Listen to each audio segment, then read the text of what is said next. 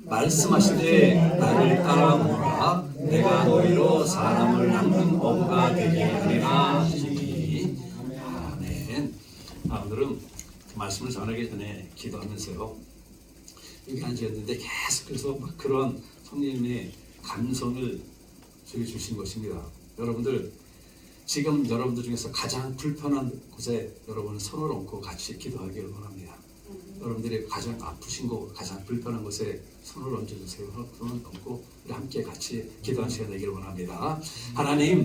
하나님께서 말씀하셨기에 저희들 순종합니다. 하나님께서 믿음의 손을 얹으라 하셨기에 저희들 믿음의 손을 지금 이 순간에 우리들의 육신 중에서 가장 불편한 것, 나를 가장 과도하는 이곳에 손을 얹었습니다. 하나님, 저희들의 손은 연약하지만은 우리의 손과 함께 하시는 주님의 권능은 크시기에 하나님 앞에 모든 것을 맡기고 하나님 앞에 올려드립니다. 하나님, 우리들의 육신의 질병과 마음의 고통과 정신의 그 불안함을 하나님 앞에 모두 올려드리니 하나님께서 받아주시고 강건하게 허락해 주옵소서. 오늘 주신 말씀 저희들이 받을 때 이 말씀이 그저 하늘 높이 떠가는 뜬구름이 아니라 우리들의 심령을 적시고 우리들의 심령 속에서 하나님 아름다운 싹이 나오도록 하나님 허락하옵소서. 예수 그리스도의 이름으로 감사하며 기도하였습니다.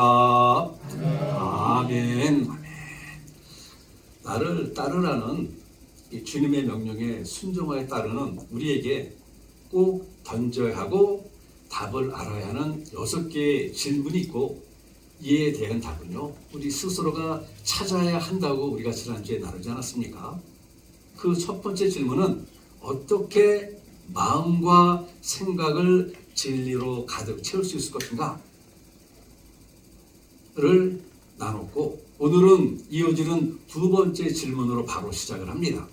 두 번째는 어떻게 하나님을 갈수록 더 깊이 사랑할 수 있는가? 라는 질문이고 이에 대한 답을 우리는 찾기를 원해요.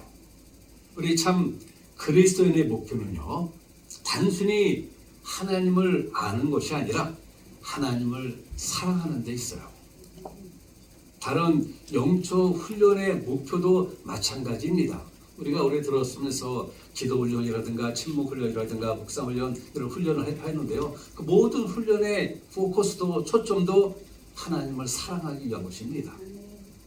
예배도 그렇고요. 기도 생활도 그렇고 하나님을 모든 것이 다 하나님을 사랑하는데 그 모든 초점이 맞춰지게 되어 있어요. 그래서 그런지 로마서 12장 1절에서도 사도 바울은 이러한 권면의 말씀을 우리에게 나누고 있어요. 그러므로 형제들아 내가 하나님의 모든 자비하심으로 너희를 권하노니 너의 몸을 하나님이 기뻐하시는 거룩한 산 제물로 드리라. 이는 너희가 드릴 영적 예배니라 라고 우리에게 권면하고 있지 않아요?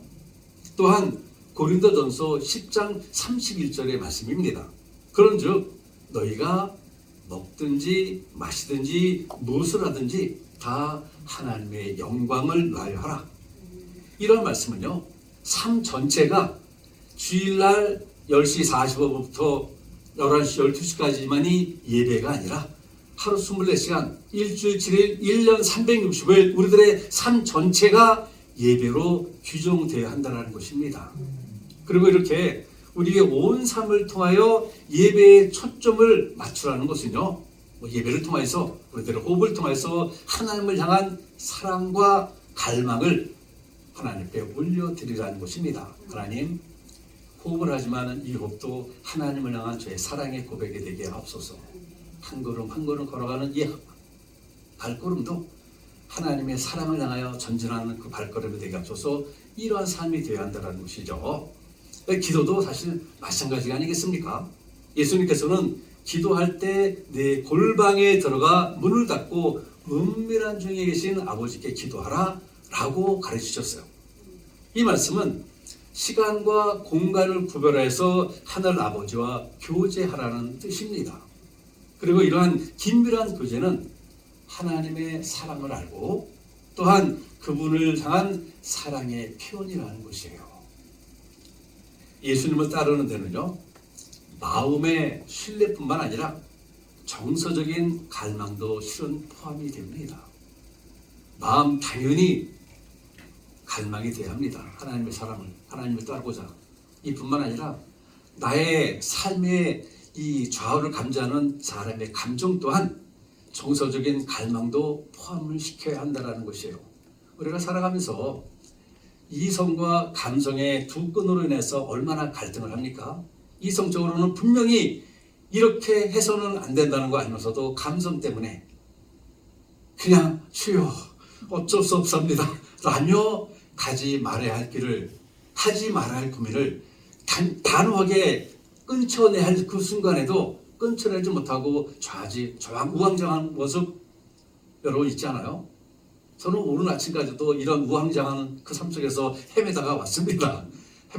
헤매다가 오니까는 여기 앉아있으니까 야 이놈아 내 마음이 지금 갈팡질팡한 거 아니까는 네 가슴에다 손을 얹고 기도해. 막 그런 음성을 주신 것 같아요. 그래서 저는 여기다 손을 얹고 기도했습니다. 이미 살펴본 바와 마찬가지로 주님을 믿는 믿음과 주님을 향한 이 풍성한 감성은요, 뗄래야 뗄 수가 없는 동전의 양면과도 같은 것이에요. 그러므로 나를 따르라는 이 말씀에 순종하여 주님을 따르는 우리 같은 제자들은요, 하나님을 사랑하는 심정이 갈수록 깊어지도록 진정으로 예배하며 하나님과의 정기적인 만남의 기도를 가져야 합니다. 정기적인 만남의 기도라고 해서 하나님 95는 하나님 앞에 기도하는 시간입니다. 아니면은 뭐 하루에 2시간씩 기도하는 게 아니라 내 호흡마다 비록 세상에서 나에게 주어진 일을 감당한다 할지라도 마음의 자세는 주님과 함께 동행하며 주님과 함께 대화하는 이런 시간을 가져야 한다는 것이죠. 이것이 바로 어떻게 하나님을 사랑할 수 있을까에 대한 대답이 아닐까 저는 한번 생각해 봅니다. 세 번째 질문은요. 어떻게 증인이 되어서 하나님의 사랑을 세상에 전할 것인가 입니다. 어떻게 증인이 되어서 하나님의 사랑을 세상에 전할 것인가. 당신의 자녀들의 삶을 바라보시는 하나님의 뜻은 세상을 향하여 주님의 복음과 하나님의 은혜를 모든 민족에게 전파하는 데 있습니다. 예수님의 제자들은 자신의 삶에 대해서 주님께서 어떠한 의도를 갖고 계신지 묻지 않았어요. 그들은 첫 부름부터 분명히 알았습니다. 세상에 나가 거룩한 증인이 되라 하시는 주님의 뜻에 맞게 어떻게 내 삶을 조절해야 할까? 라는 이런 자문하에서 자신의 삶을 하나님께 드리는 이것에 결단하고 따랐던 것입니다. 이런 질문에 따르는 누구에게 전할 것인가는 너무도 확실하잖아요. 예루살렘과 온 유대와 사마리아와 땅 끝까지 이르러 내 증인이 되리라 하시는 주님의 명령이 있었고요. 너희는 가서 모든 족속으로 제자를 삼아 아버지와 아들과 성령의 이름으로 침례를 베풀고 라는 말씀 안에 분명히 있습니다. 우리가 전할 대상이 누구인지요. 그렇다면 복음을 어떻게 전해야 할까요? 복음을 어떻게 전합니까? 제가 이 목회학 학예를 위해서 쓴 프로젝트가 있는데요. 이 교회 성장에 관해서 쓴 논문이에요. 교회 부흥과 성장에 초점을 맞춰 쓰다 보니 자연스럽게 어떻게 복음을 전해야 할까? 또 한 부분을 감당하게 되었습니다. 제가 쓴 논문의 그 부분은 어떻게 복음을 전해야 할 것인가? 거기의 핵심은 그것은 바로 삶으로 복음을 전하는 것이에요. 삶으로. 우리는 복음을 전한다 하게 되면 찾아가서 말로 다 열심히 하나님은 당신을 사랑하십니다. 하나님을 사랑하사 세상을 주어 사랑하사 그를 믿는 모든 자들마다 구원해 주셨습니다. 하나님 믿으세요. 분명히 전해야 합니다. 그런데 제가 쓴 논문의 그 중요한 부분은 말씀도 중요하지만 더 중요한 것은 내가 갖고 있는 나의 복음을 나의 삶으로 살아가면서 전하는 것이에요. 제가 지금까지 목회하면서 수만 수천 명을 전도한 것은 아닌데요. 그래도 저를 통해 전도된 분들 보게 되면 특징이 한 가지가 있어요.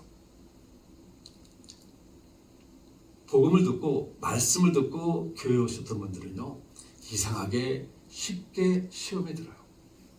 그리고 교회를 아주 쉽게 떠납니다. 그런데 저의 살아가는 모습을 보고 교회에 온 사람들은요, 지금도 교회에 남아있어요. 지금도 저에게 연락이 와요. 복음은 말로다 하나님 말씀을 전하는 것도 중요하지만요, 진짜 참된 복음은 나의 삶으로 전하는 것이에요. 내가 복음을 살아가는 그 모습을 보고 그가 감화와 감동을 받게 되잖아요. 절대 주님 곁에 안 떠납니다. 그리고 그 또한 삶으로 주님을 만나게 돼요. 마치 한 땀 한 땀 바느질을 하듯이 나와 만나고 교체되는 그 순간을 놓치지 않고 조금씩 복음을 새기는 것입니다. 만나서 대화하고 시간을 나누고 함께 밥을 먹을 때마다 하나님께서 어떤 분이신지, 어떻게 사랑을 베푸셨는지, 예수님은 어떠한 분이신지, 예수님으로 인하여 내가 어떻게 변화되었는지를 나의 삶으로 전하는 것이에요. 물론 이야기를 나누는 족족 긴 시간을 들여서 처음부터 끝까지 복음을 설명하는 것은 아닙니다. 그렇게 할 시간도 없고요. 자연스럽게 그러나 상대와 어울리면서 한 올 한 올 우리 권배자 지사님께서 뜨개질을 하듯이 한 올 한 올 다채로운 경이로운 복음이 스며들게 하는 것이에요. 짜투리 천을 이어서 커다란 보자기를 만드는 시기라는 것입니다. 그러며 당연히 잊지 말아야 할 것은 기도입니다. 기도를 잊지 말아야 돼요. 복음 전파에 적절한 때가 이르면 하나님께서 그들의 눈을 활짝 열어주셔서 완성된 복음의 조각부를 보고 주님께 돌아오도록 간절하게 기도하는 것입니다. 씨 뿌리는 농부의 심령으로 기도하는 것이죠. 하나님, 오늘은 씨앗을 하나만 뿌릴 수밖에 있어서 그것도 감사합니다. 오늘 하나님께서 정말 허락해 주셔서 10개의 씨앗을 뿌렸습니다. 하나님 감사합니다. 하나를 뿌리던 10개를 뿌리던 마음은 준비되었지만 뿌리지 못하는 순간이 온다 할지라도 그때도 하나님께 감사하는 이런 마음으로 기도의 씨앗을 심는 것이에요. 여기서 잠시 오늘 설교를 빙자해서 복음 전도에 관한 학술을 좀 간략하게 여러분들에게 전해주기를 원합니다. 우리 기독교 복음 전파에서요, 이 척도라고 하는 것이 있는데요. 이 척도, 복음을 전하기 위하여 복음을 나누는 사명자가 넘어야 할 문화적 거리를 지정하는 척도입니다. 이 척도는 여러분들이 갖고 계신 주보 뒷면에 제가 다 적어놨는데요. 이 제로에서 이 뚜리까지 단계로 4단계로 구별이 됩니다. 교회가 복음을 전하고자 하는 이 대상의 다양한 문화를 이해하는 데 도움이 돼요. 이 표준 문화적 거리척도 또는 이 스케일, 영어로는 이 스케일이라고 하는데요. 다음과 같은 범주가 포함이 됩니다. 첫 번째는 이 제로 전도인데요. 이것은 이미 교회에 다니고 있는 사람들에게 다가가는 것을 의미합니다. 아니, 이미 교회에 다니는데 왜 그들에게 다가가야 하나? 다른 신자들이 믿음 안에서 잘 성장하도록 돕는 데 초점을 맞추며 이는 마치 이미 한 가족인 사람들을 가르치는 것과 마찬가지예요. 제가 지금 나를 따르라는 주님의 명령을 전하며 가르치는 것이 바로 여기에 속합니다. 그래서 그 전에는 주님께서 나를 따르라 부르시네. 그러나 이러한 7번의 말씀을 통해서 나를 따르라는 음성이 무엇인지, 그 의미가 무엇인지를 배우고 가르치는 것이 바로 이 제로 전도라는 것이죠. 두 번째는 이 원전도인데요. 이것은 같은 문화와 언어권에 속해 있으면서도 교회에 다니지 않는 사람들에게 다가가는 것을 의미합니다. 즉, 교회 문화라는 장벽을 넘어가는 것이에요. 이것은 우리 새생명 침례교회 성도님인 여러분이 종교적 배경이 전혀 없는 이웃에게 복음을 전하는 것과 같은 경우입니다. 이것을 다른 말로 쉽게 표현한다면 지역 전도라고 표현할 수가 있을 것이에요. 나를 만나는 사람들에게, 내 이웃에게, 내 친족에게, 교회를 다니지 않는 그들에게 예수님을 전하는 것입니다. 이것이 바로 이 원이고요. 세 번째는 이 투 전도인데요. 이것은 자신의 문화와는 다르지만은 여전히 어느 정도 유사한 문화를 가진 사람들에게 복음을 전하는 것을 의미합니다. 이 투 전도는 대개가 새로운 언어를 배워야 해요. 미국인 선교사가 문화는 비슷하지만은 그 언어가 다른 유럽에 예를 들었고 프랑스에 가서 복음을 전한다. 이것이 바로 이투 전도가 된다라는 것이고요. 우리 한국분들 문화가 비슷한 중국이라든가 아니면 일본에 가서 복음을 전할 때 일본 말을 알아야 하고 중국 말을 알아야 되지 않습니까? 거기 가서 복음을 전하는 것이 바로 이 이투 전도법이에요. 네 번째는 이뚜리 전도인데요. 이것은 자신과는 완전히 다른 문화권에 다가가는 것을 의미합니다. 언어도 틀립니다. 음식도 틀려요. 살아가는 생활 방식도 매우 다릅니다. 마치 한국인 선교사가 아프리카 케냐의 외딴 마을로 들어가서 거기서 복음을 전하는 것, 이것이 바로 이뚜리 전도예요. 우리가 흔히 알고 있는 선교사님들이 바로 이 이뚜리 전도를 하고 있는 것입니다. 다섯 번째는 아직 정확한 이름을 짓지 못한 전도가 있는데요. 제가 신학교에서 이 척도, 그러니까 이 스케일이라는 것을 배우면서 교수님께서 새로운 전도 전략을 한번 짜봐라 라고 해서 우리 이제 그 팀을 만들어 주었는데요. 저희 팀이 만든 것이 바로 이 다섯 번째 이 전도법인데요. 그 당시에 우리는 이것을 EMP라는 이름으로 불렀습니다. EMP. 이건 미국의 아주 적실하게 딱 맞는 복음 전도 이름이라 저희들이 EMP라고 불렀어요. 우리가 알고 있듯이 미국을 흔히 뭐라 부릅니까? 멜팅 팟, 멜팅 파트라고 이렇게 부르기도 합니다. 이 말인즉 온갖 인종이 다 모여있는 곳이 바로 미국이라는 것이에요. 온갖 언어가 미국에 있지 않습니까? 온갖 음식이 미국 안에 있습니다. 온갖 문화와 풍습이 있어요. 그래서 선교를 해서 제가 해외로 나갈 수가 없는 상황이라면 굳이 멀리 비행기를 타고 나가지 않아도 복음 선교의 마음만 있다면 이곳에서도 충분히 언어가 다르고 문화가 다르고 음식이 다른 민족에게 복음을 전할 수가 있어요. 미국이라는 나라가 특징이 아주 그렇습니다. 멜팅 파티이기 때문에. 그래서 그 당시 우리 팀 신학생들끼리 만든 것이 바로 이 EMP 전도예요. 영어로는 Evangelism Melting Pot. 이 첫 글자를 따서 EMP라고 이 준말을 만들어 놨는데요. 이것을 제가 오늘 말씀을 준비하면서 한국말로 좀 번역을 해서 여러분들에게 들려주기를 원해서 번역을 해봤는데 어떻게 나왔는지 아세요? 제 실력으로는 물론 구구절절히 설명하게 한다면 무슨 뜻인지는 알아요. 그러나 아주 간략하게 한국말은 이름을 어떻게 붙일까 하고 어떻게 번역할지 몰라서 요즘 한창 유행하는 AI에게 집어넣고 물어봤어요. 이 에반젤리즘 멜팅 파트를 한국말로 어떻게 번역 좀 부탁한다 했더니 어떻게 번역했는지 아세요? 예? 깨우리 냄비라고요? 영어 발음 그대로 번역을 해놨습니다. 에반젤리즘 멜팅 파트. 아니 내가 에반젤리즘 멜팅 파트 영어로 써서 한국말로 좀 번역해 주세요 했더니 에반젤리즘 멜팅 파트. 참네. AI도요 100% 믿을 게 못 돼요. 그런데 이 EMP 전도가 바로 제가 썼던 논문의 핵심이에요. 삶으로 복음을 전하는 것입니다. 나를 따라라의 첫 번째 말씀을 전하면서 나는 이한이라는 자매 여러분 기억하십니까? 온 주민이 다 회교도이고 그곳에 태어난 사람은 다른 선택의 기회도 없이 모두가 다 무슬림이 되어야 하는 이러한 상황이에요. 온 가족과 온 마을이 다 회교도이기에 만약에 무슬림이 아닌 다른 종교를 선망한다면요 자신의 목숨을 내놓아야 하는 이러한 상황에 속해 있는 것이 바로 이한입니다.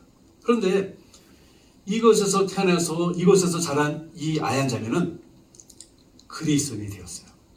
목숨을 내어걸고 그리스도인이 되었습니다. 그리고는 안타깝게 지금은 하나님 품에 있지만은요.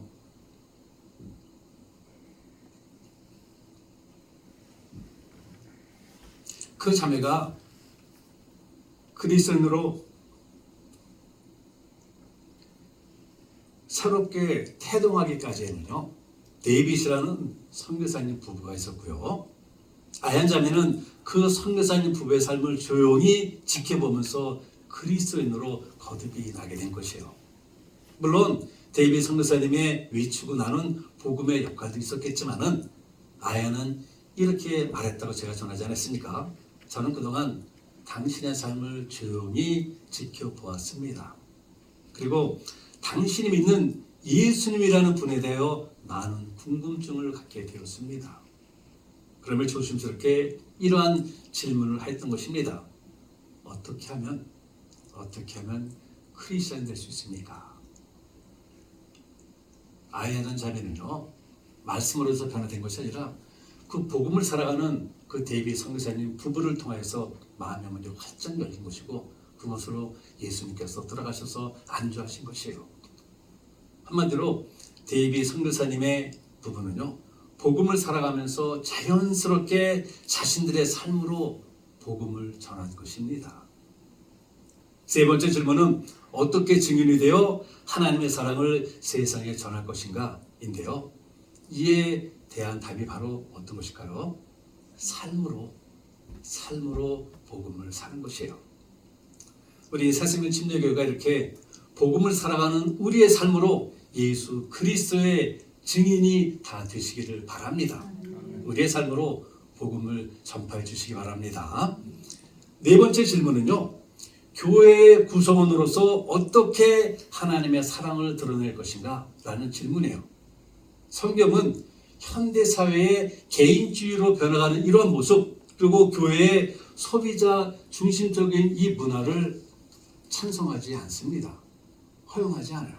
그래서 예수님을 따르는 주님의 제자들은요, 스스로에게 이러한 질문을 던져야만 합니다. 나는 지역교회의 한 구성원으로서 책임감을 갖고 믿음의 백성의 삶을 살고 있는가?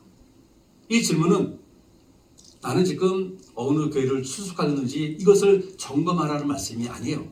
이 질문은 쉽게 말해서 새생명 침례교회를 출석하면서 하나님의 영광을 위하여 성경에서 말씀하시는 믿음의 백성의 삶에 입각하여서 교회 구성원과 함께하며 서로 사랑하며 서로 책임을 져주며 서로의 삶을 나누고 있는지를 점검하라는 것입니다. 내 욕심대로 내 욕망대로 사는 것이 아니라 나를 죽여가면서 나로 인하여 내 형제자매가 좀 더 성숙해 가는가, 나로 인해서 나의 섬김으로 인해서 저가 좀 더 바르게 가고 있는가, 내가 받쳐주는 디딤돌 역할을 해서 역할을 듣고 내 형제자매가 한 걸음 더 하나님 곁으로 가고 있는가, 이것을 점검하라는 것입니다. 그런데 현대 믿음의 백성 중에서 내 형제자매를 위해서 기꺼이 무릎을 꿇는 자가, 기꺼이 고개를 숙이는 자가 과연 얼마나 있을까요? 우리는 과연 그 부류 중에 한 부류인가요? 자신이 속한 교회를 두루 살피면서 그리스도의 몸을 세우기 위해 무엇을 해야 할지 우리는 깊이 생각해 볼 필요가 있어요. 우리 교회의 지체를 잘 섬기기 위해서 내가 할 수 있는 구체적인 방법이 무엇인가 또 고민해 볼 필요가 있겠죠. 교회의 역사를 이루기 위해 내가 맡을 만한 역할이 있는가 고민해야 합니다. 우리 교회의 성도들을 위해서 내가 헌신해야 한다면 헌신할 것이 무엇이 있는가, 이런 것들을 늘 관찰하고, 관찰로만 끝나는 것이 아니라 아까 우리 김종희께서 기도하셨듯이 머릿속으로 입술로 했던 그 모든 것이 나의 마음으로 내려오고 이것이 나의 손과 발로 통하여 이루어져야 한다는 것입니다. 이럴 때 아멘 좀 해주세요. 참 혼자서 그냥 열심히 얻어내려니까 힘드네. 이것을 군소리 다 빼고 단도직입적으로 말씀을 드린다면요, 그리스도를 따른다는 것은 곧 그분의 지체인 교회, 그분의 지체 중에서 주님께서 가장 사랑하시는 우리 새생명 침례교회를 사랑한다는 것입니다. 아멘. 그리스도를 가장으로 모신 믿음의 가정에 온 마음과 마음을 쏟아 헌신하지 않으면서 예수님의 제자가 된다는 것은요, 성경적으로 그리고 영적으로 어불성실이에요. 안 그렇겠습니까? 정말 주님의 지체인 그 지체를 사랑하지 못하면서 하나님 사랑합니다. 아무리 떠들어봤자 죄송합니다만 아무리 떠들어봤자 지나가는 기차의 개 짖는 소리밖에 아닐 것입니다. 표현이 좀 과하지만 죄송합니다. 가능하지 않아요. 손과 말로 섬길 때 어떻게 하나님의 지체인 교회를 통하여 하나님의 사랑을 나타냈는가, 여기에 대한 해답을 우리가 찾는 것이죠. 다섯 번째 질문은 어떻게 하나님의 영광을 나타낼 것인가입니다. 하나님께서는 구약 성경과 신약 성경에서 내가 거룩하니 너희도 거룩하라고 여러 차례 말씀해 주셨어요. 두 곳만 제가 봉독해 드립니다. 한 곳은 구약, 한 곳은 신약입니다.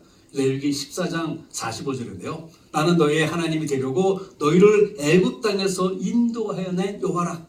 내가 거룩하니 너희도 거룩하라. 그리고 이 말씀을 받아서 베드로전서 1장 16절입니다. 기록되었으되 내가 거룩하니 너희도 거룩할지어다 하셨느니라.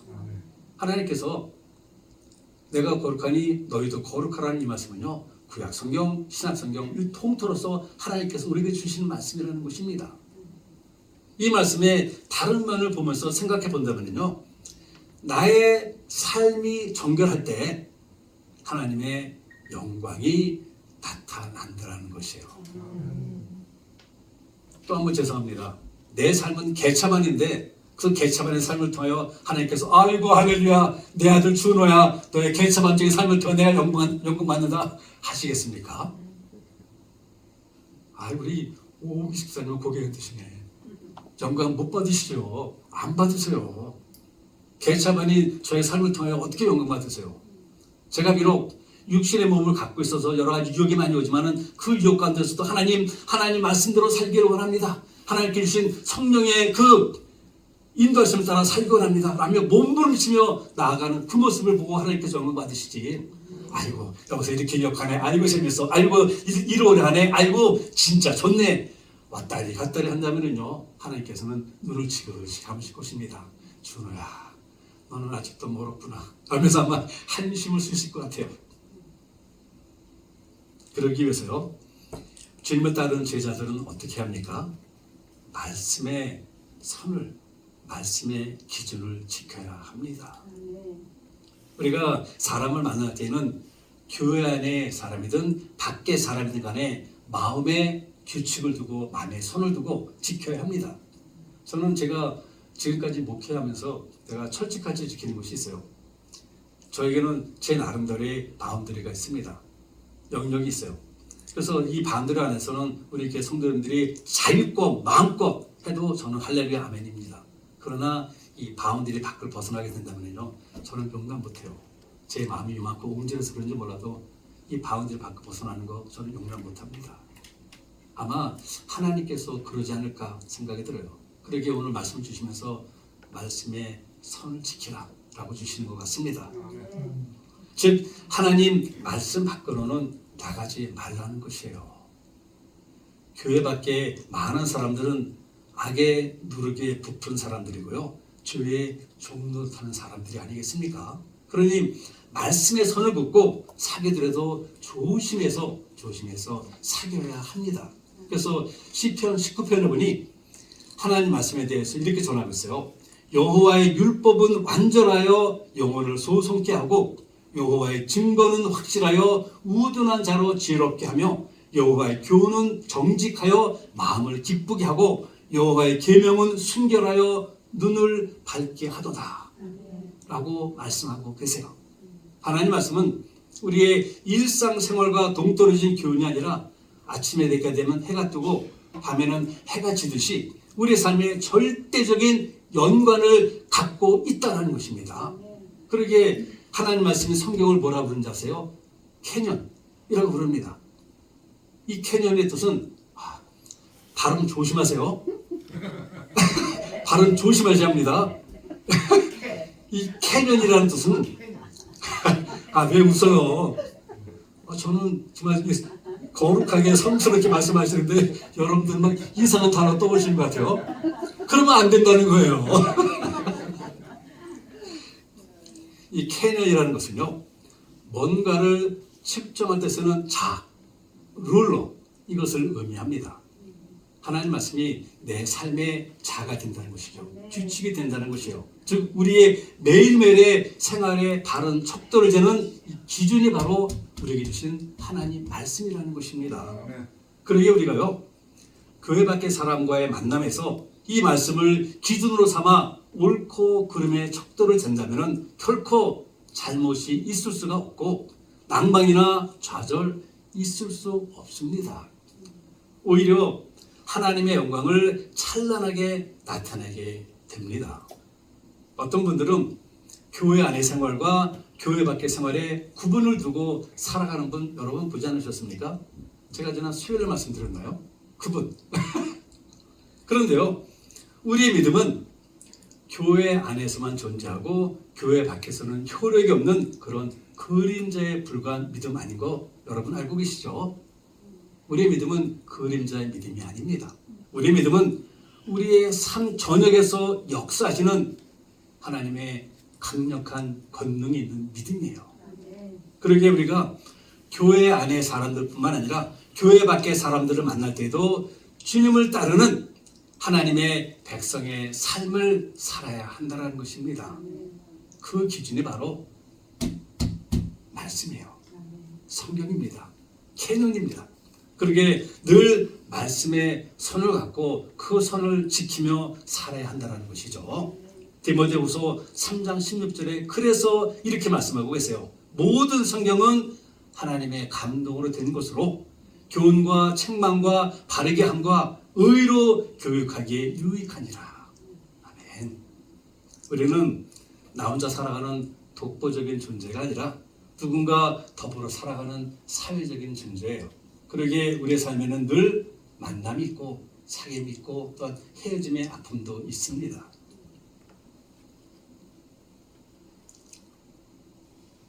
그러므로 아름다운 만남을 위해 그리고 하나님의 영광을 위해 하나님 말씀이 기준이 되는 삶을 사시기를 바랍니다.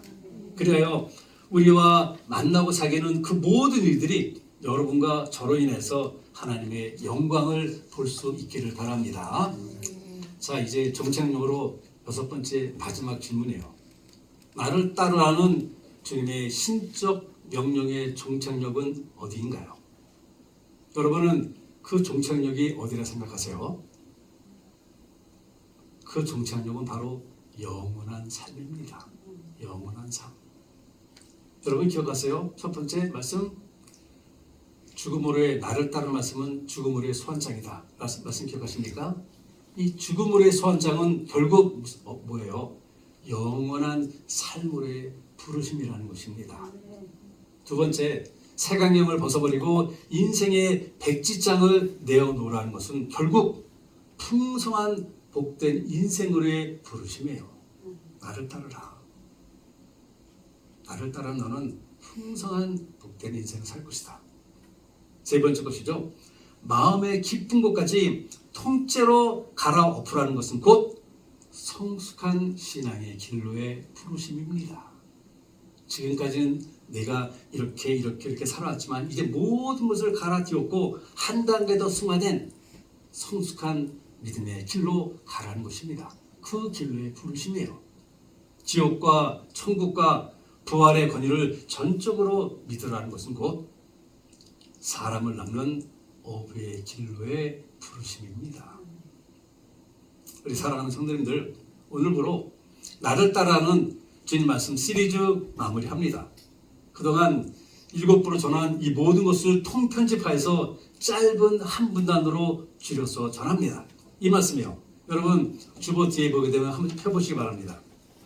주보 뒤에 보게 되면 맨 마지막 두 줄이 나와 있어요. 맨 마지막 두 줄, 새 생명 침례교회로 시작하는 거. 우리 같이 한음성을 한번 같이 봉독하게 읽기를 원합니다. 새 생명 침례교회요, 나는 너를 사랑한다. 나의 제자가 되어 나와 함께하자. 나와 함께하며 이 세상을 변화시켜 보자. 아멘.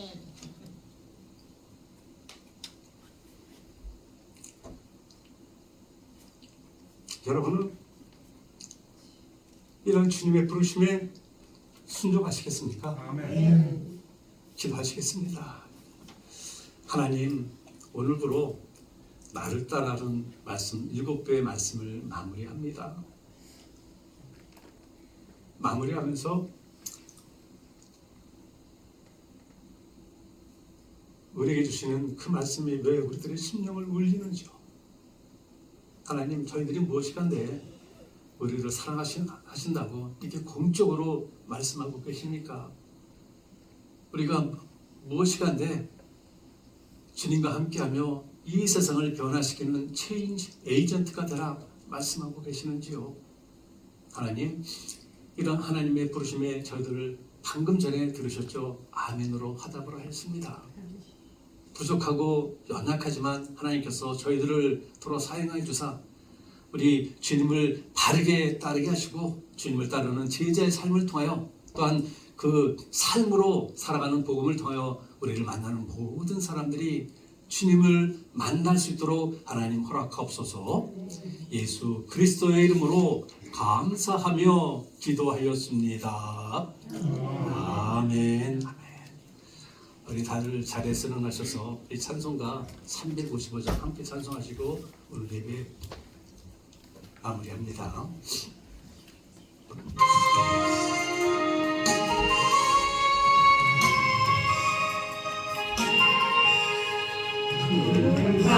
바다나서니 어디든지 가오리다.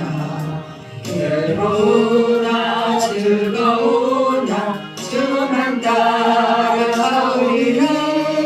어느 누가 막으리까 주님 그 막으리까. 어느 누가 막으리까 주님 그 막으리까. 밥을 못 잡힌들에도 복음 들고 가오리다. 소돔 같은 거리에도 사랑 안고 찾아가서 종의 몸에 질린 것도 아낌없이 드리리다. 종의 몸에 질린 것도 아낌없이 드리리다. 공기 영광 모든 권세 주님 홀로 받으소서.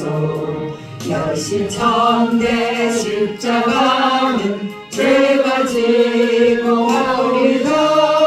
이름 없이 빛도 없이 감사하며 섬기리다. 이름 없이 빛도 없이 감사하며 섬기리다.